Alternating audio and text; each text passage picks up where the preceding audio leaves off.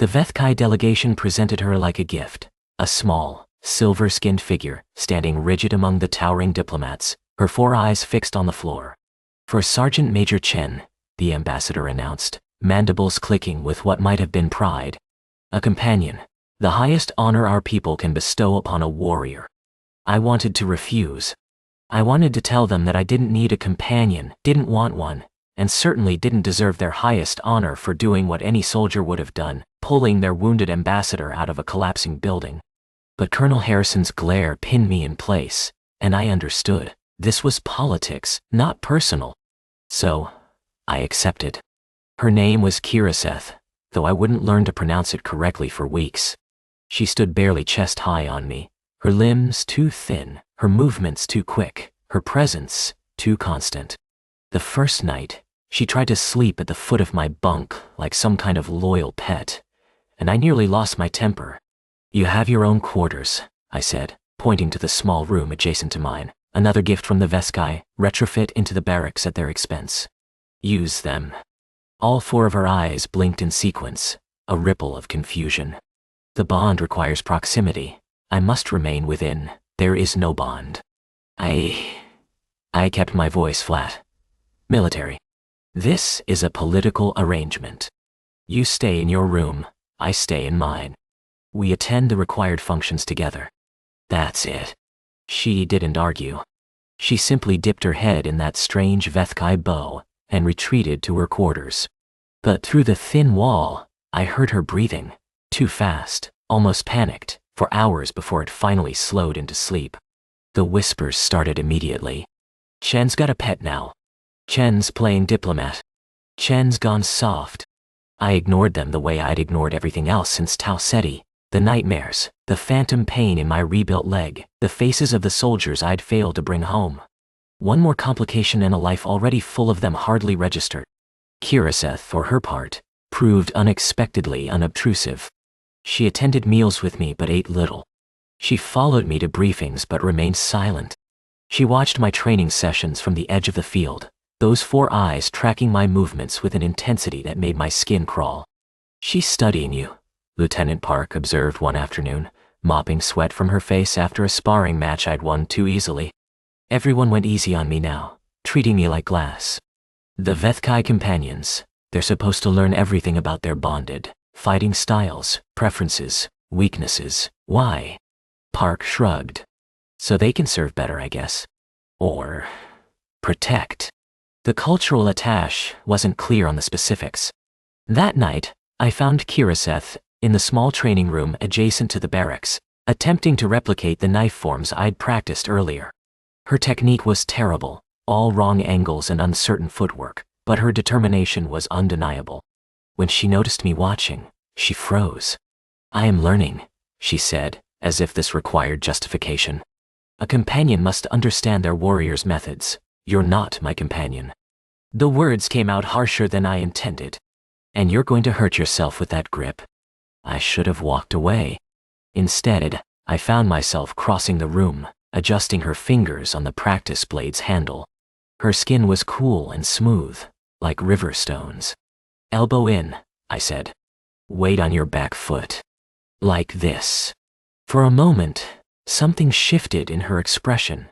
Hope, perhaps, or gratitude. I pulled back before it could take root.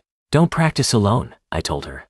"If you're going to learn, do it properly or not at all." It wasn't an offer.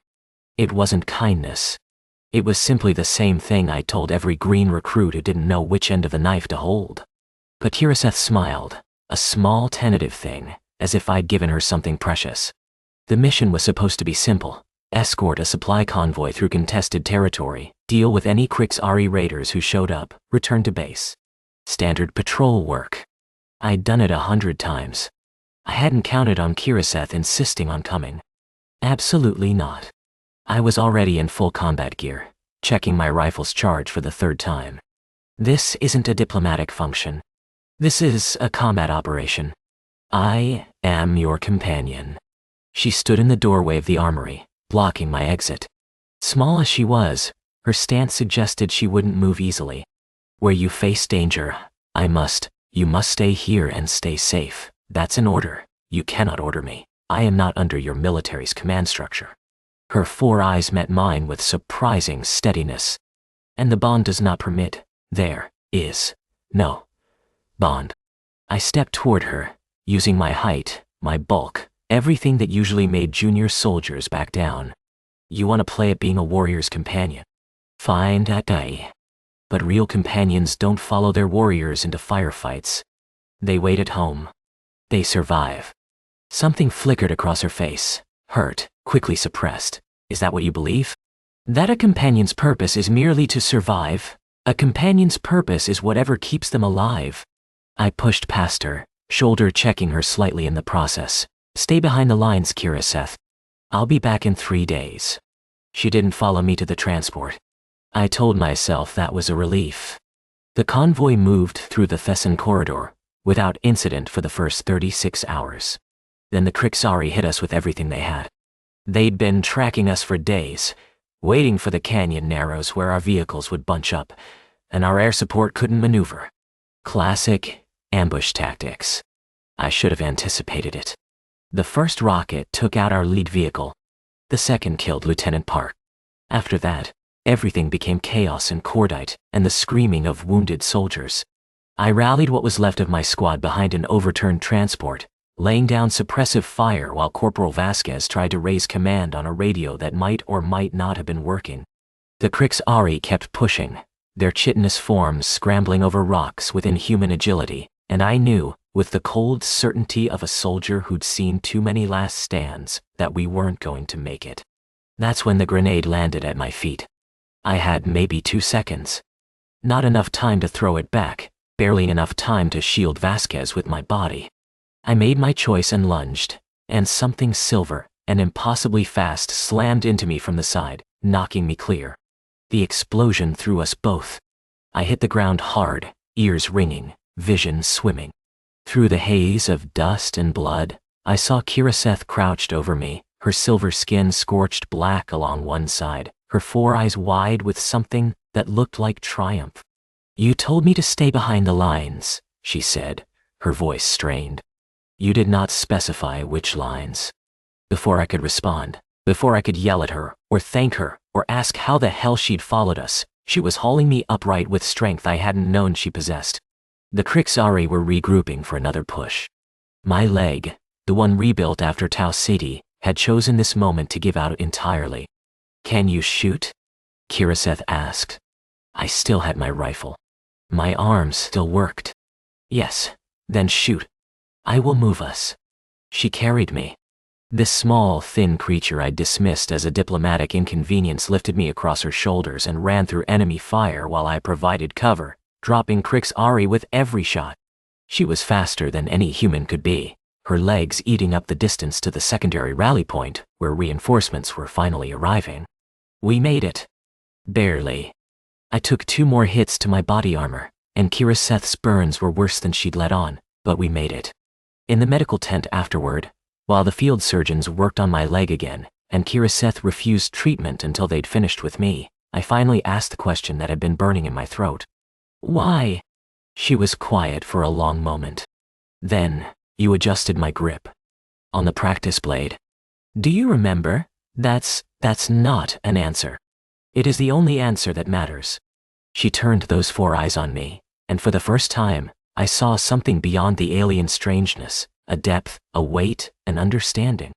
No one had ever corrected me before. They only praised or dismissed. But you saw that I was doing something wrong, and you fixed it. You taught me even believing there was no bond between us. That was basic instruction. It was more than my own people gave me. Her voice cracked slightly. A companion without a bond is nothing. Worthless. I was selected for this assignment because I was expendable.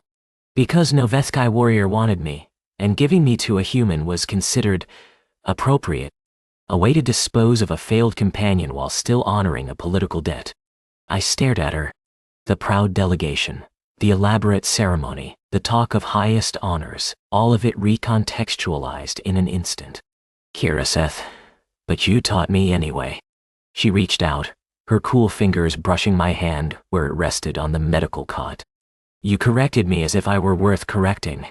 So when the grenade fell, I did not think. I simply moved. Because a companion's purpose is not to survive. Her grip tightened. A companion's purpose is to ensure their warrior survives. Whatever the cost. I should have pulled away. Should have maintained the professional distance I'd insisted on from the beginning. Instead, I turned my hand over and held hers. "You're an idiot," I said. A brave, reckless, disobedient idiot. All four of her eyes crinkled in what I was beginning to recognize as her genuine smile. "I learned from watching you, Sergeant Major." For the first time in 3 years, I laughed. Recovery took 2 months. My leg required another reconstruction, and this time, the surgeons insisted on proper physical therapy instead of the half measures I'd accepted before. Kirseth attended every session. "Your form is degrading," she observed during one particularly grueling exercise. Her burns now healed to pale patches across her silver skin. "Your left hip compensates too much. Thank you for that expert analysis. I am simply correcting me." I gritted my teeth through another rep, as if I were worth correcting. She fell silent, but I caught the pleased flicker in her eyes. Somewhere during those 2 months, things changed. Not dramatically. There was no single moment I could point to and say that's when I accepted her. It was smaller than that. It was her bringing me coffee before dawn because she'd learned I didn't sleep well. It was the way she started winning our sparring matches, using her speed and my own techniques against me.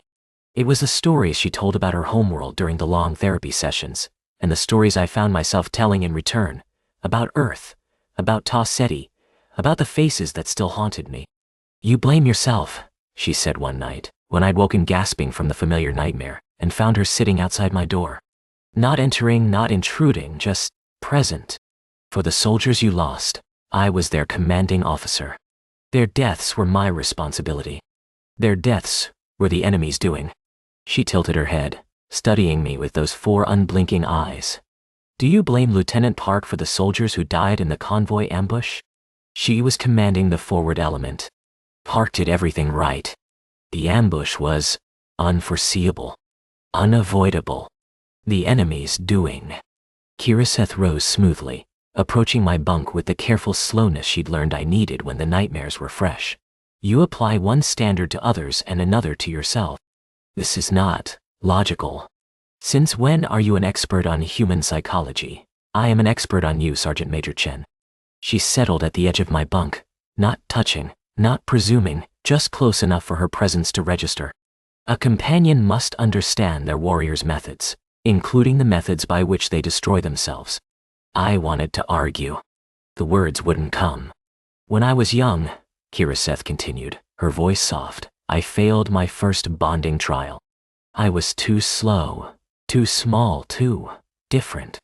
The warrior I was meant to serve rejected me publicly, called me a burden, said I would be the death of any who accepted me.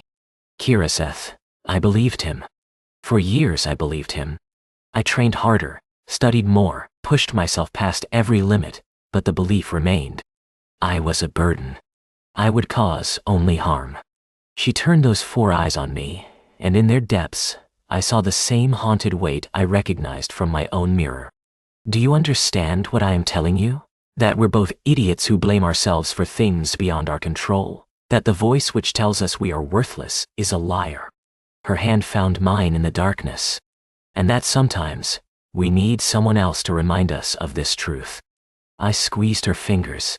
"When did you get so wise? I have an excellent teacher." The smile crept into her voice. "He corrects me when I am wrong." I didn't send her back to her quarters that night. We sat in comfortable silence until dawn, her cool presence steady against the lingering echoes of nightmare. It wasn't romantics. That's not what we were, not what either of us needed. It was something older and stranger. 2 broken soldiers finding in each other a reason to keep standing. The orders came a week later. A Krix-Ari hive ship had been detected at the edge of Coalition space, and Command wanted a surgical strike before it could spawn a full invasion fleet. My squad, rebuilt, retrained, ready, would be part of the assault. "You are not fully recovered," Kirseth said when I told her. We were in the training room, running through knife forms that had become our evening ritual. "Your leg." "My leg is fine." It wasn't Quite, but it was good enough. And this mission is too important for me to sit out. Then I am coming with you. Kiriseth, do not. She stopped mid-form, turning to face me with an intensity that stilled my objection in my throat. Do not tell me to stay behind. Do not tell me this is not my fight. We have moved beyond such arguments, you and I. She was right. We had. The hive ship will be dangerous, I said instead. More dangerous than the convoy. More dangerous than anything you faced.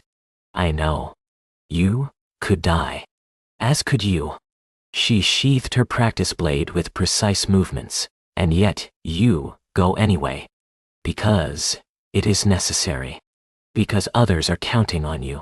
Because this is who you are. She met my eyes. I am your companion, Sergeant Major Chen. Truly now. Not by political arrangement, but by choice. Where you go, I go. Whatever the cost. The words hung between us. I remembered what she'd told me about companions, about bonds, about the purpose that defined her people's deepest relationships. I'd spent months dismissing it as cultural baggage, political necessity, diplomatic theater. Looking at her now, this small, fierce, impossible creature who had carried me through enemy fire and sat with me through nightmares and learned my every weakness so she could shore them up, I finally understood. The bond, I said slowly. It's not about serving, is it? No. Her voice was barely a whisper. It is about becoming more together than either could be alone. It is about facing the darkness with someone at your side who will not flinch. It is She hesitated, searching for words. It is about what you humans call having each other's backs. I crossed the distance between us and pulled her into an embrace, awkward, given our height difference, but neither of us cared.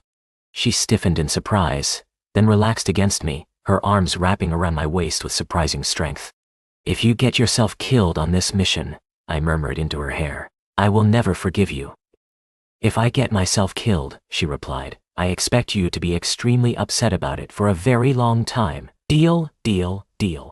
The hive ship was worse than the briefings had suggested. We breached the hull at 300 hours, Coalition Standard Time, 12 assault teams hitting 12 entry points simultaneously. My squad drew the reactor core, the most dangerous target, the one most likely to end in a fireball. I'd volunteered us specifically because I knew no one else had a chance of pulling it off. Kiriseth moved at my side like a shadow, her silver skin dulled with combat paint, her 4 eyes constantly scanning. We drilled this 100 times in the weeks before deployment. She knew my patterns. I knew hers. We moved like extensions of the same body. The Krixari came at us in waves. We pushed through. By the time we reached the reactor chamber, I'd lost 2 soldiers, Hendrix to a caustic spray, Yamoto to a structural collapse, and taken a hit to my shoulder that was bleeding more than I wanted to think about. Kiriseth had a gash across her face that bisected one of her upper eyes, leaving it dark and weeping. Neither of us mentioned our injuries. There wasn't time. Charges set, Corporal Vasquez reported, finishing the last of the explosive placements.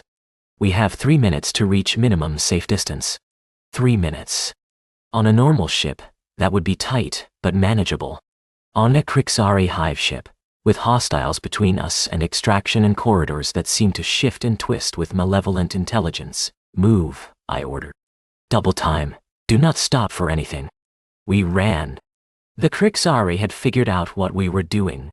They threw everything they had at us. Warriors, drones, suicide rushers who detonated themselves in our path. Vasquez went down at the 90-second mark, a spine through his throat. I grabbed the detonator from his body and kept running. 60 seconds. The extraction point was in sight, a breach in the hull where our shuttle was holding position, engines hot, rear hatch opened. 20 meters. 15. 10. The Krixari Queen emerged from a side corridor. I'd never seen one in person before. The briefings hadn't prepared me for the sheer size of her, the wrongness of her segmented body, the intelligence gleaming in her compound eyes. She looked at me, and I felt something cold press against my mind, a psychic probe, searching for weakness. She found it. Tau Seti. The soldiers I'd lost. The guilt I carried. She tore it open like a wound, flooding my consciousness with every failure, every death, every moment I'd been too slow or too weak or too human. I dropped to my knees. The detonator slipped from my fingers. 30 seconds. Chen. Kiraseth's voice cut through the psychic assault, sharp and bright and real. I felt her hands on my shoulders, felt her presence in my mind, not invading, not attacking, just there, anchoring me. You are not alone, she said, and I heard her voice in my ears and in my head simultaneously. You have never been alone. Do you understand? Look at me. Look at me. I looked. Her 4 eyes, 3 now, with the damaged one dark, blazed with an intensity I'd never seen. The bond, I realized. This was the bond. Not a political arrangement, not a cultural artifact, but something real and vital and impossible to deny. She was in my mind, and I was in hers, and together we were something the Krik's Ari Queen couldn't touch. I told you to stay behind the lines, I gasped. You tell me many foolish things. Kiraseth grabbed the detonator from the floor and pressed it into my hand. Now get up, Sergeant Major. We are not dying here. 15 seconds. The Queen screamed, a sound of rage and disbelief, as I rose to my feet. Her psychic assault shattered against the shield of our connection. Kiraseth half carried me the remaining distance to the shuttle, and I hit the detonation trigger as the hatch sealed behind us. We were 3 seconds past minimum safe distance when the reactor blew. The shock wave caught us anyway. The shuttle spun, alarms screaming, hull groaning. I held onto Kiraseth as we tumbled through the cargo bay, her arms wrapped around me, her voice in my ear saying something I couldn't quite hear over the chaos.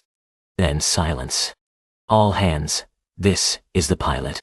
We're clear. Repeat, we are clear of the blast zone. Hive ship is destroyed. Someone tell command we did it. I lay on the deck of the cargo bay, my shoulder on fire, my head pounding, my legs screaming protest at every breath. Kiraseth lay half on top of me, her silver skin streaked with blood, hers, mine, impossible to tell. The bond, I managed. What you did back there.